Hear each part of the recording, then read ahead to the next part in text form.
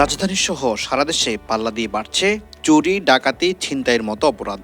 আইন শৃঙ্খলার পরিস্থিতির অবনতির সূচক ক্রমেই উপরে উঠে যাচ্ছে। পাড়া মহল্লার গলিপথ থেকে শুরু করে রাস্তাঘাট সর্বত্র এখন ছিনতাই আতঙ্ক ভর করছে। সন্ধ্যা নামলেই চারদিকে ছিনতাই, ডাকাতির আতঙ্কে সাধারণ মানুষ বাইরে বের হতে ভয় পায়। খোদ রাজধানীতে শত শত মানুষের সামনে রামদা দিয়ে রিকশা আরোহীর উপর সন্ত্রাসী হামলার মতো ঘটনা ঘটছে। এমনকি বাসের মধ্যেও কেউ এখন নিজেকে নিরাপদ ভাবতে পারছেন না।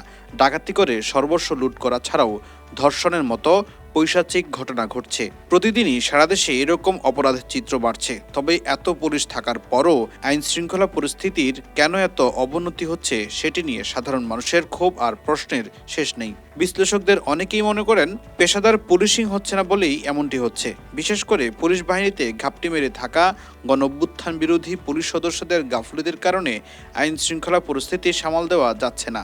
তাদের মতে ফ্যাসিস্ট আওয়ামী লীগ সরকারের 15 বছরে এই বাহিনীতে নিয়োগের সময় একেবারে বেছে বেছে আওয়ামীপন্থীদের চাকরি দেওয়া হয়েছে।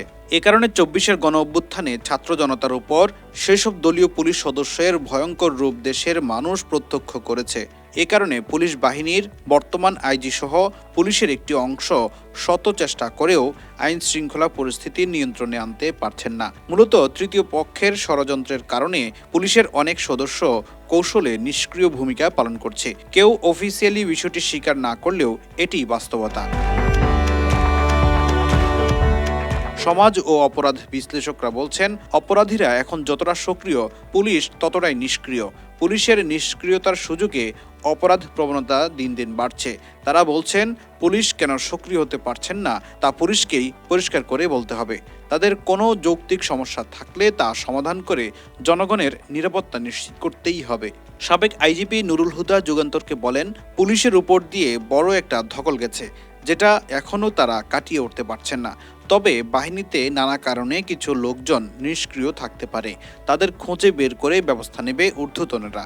অপরাধ বাড়ার প্রসঙ্গে তিনি বলেন, দেশে জিনিসপত্রের দাম লাগামহীন, মানুষ অনেকটা অভাবের মধ্যে রয়েছে।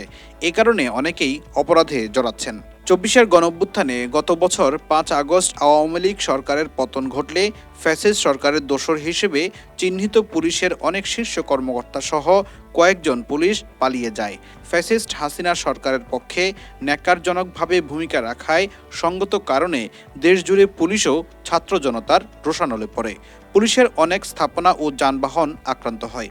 ওই পরিস্থিতিতে কার্যত দেশের আইন শৃঙ্খলা পরিস্থিতি ভেঙে পড়ে। তবে অন্তর্বর্তী সরকার ক্ষমতায় আসার পর থেকে আইন শৃঙ্খলা পরিস্থিতির উন্নতি ঘটাতে নানামুখী প্রচেষ্টা এখনও অব্যাহত আছে। আইন শৃঙ্খলা পরিস্থিতির উন্নতির জন্য পুলিশকে সহায়তা করতে শুরু থেকে সেনাবাহিনীর সদস্যরা মাঠে সক্রিয় ভূমিকা পালন করছেন। অপরাধী ধরতে চলছে যৌথ বাহিনীর অভিযান। Operation David hunt. আইন শৃঙ্খলা পরিস্থিতি মনিটরিংয়ে পুলিশ সদর দপ্তরে চালু করা হয়েছে সেন্ট্রাল কমান্ড সেন্টার। এছাড়া নানান উদ্যোগ নেওয়া হচ্ছে। স্বরাষ্ট্র উপদেষ্টা জাহাঙ্গীর আলম চৌধুরী, প্রধান উপদেষ্টার বিশেষ সহকারী খোদা বক্স চৌধুরী এবং পুলিশের আইজি বাহারুল আলম সহ গণঅভ্যুত্থানের চেতনায় উজ্জীবিত পুলিশের অনেক চৌকস কর্মকর্তা রাত দিন পরিশ্রম করছেন। কিন্তু রহস্যজনক কারণে পরিস্থিতি উন্নতি হওয়ার লক্ষণ নেই। সংশ্লিষ্ট একাধিক সূত্রে জানা গেছে, এমন পরিস্থিতির নেপথ্যের কারণ পুলিশের নিষ্ক্রিয়তা। ফ্যাসিস্ট আমলে নিয়োগ পাওয়াদের একটি বড় অংশ পুলিশ বাহিনীতে রয়েছে। এছাড়া ওই সময়ে সুবিধাভোগীদের একটি অংশ এখন ছদ্মবেশে সক্রিয়। সাবেক আইজিপি বেনজির আহমেদ ও শহীদুল হকের সময় নিয়োগ ও পদোন্নতি পাওয়া অনেক পুলিশ সদস্য এখনও নানা অপতৎপরতায় লিপ্ত রয়েছে, যে কারণে শত প্রচেষ্টায়ও আইন শৃঙ্খলা পরিস্থিতির উন্নতি হচ্ছে না।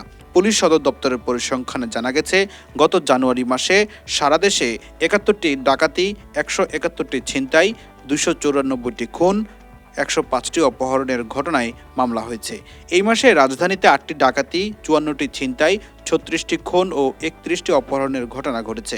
এছাড়া 2024 সালে সারা দেশে 490টি ডাকাতি, 1412টি ছিনতাই, 3432টি খুন এবং 642টি অপহরণের ঘটনা ঘটেছে।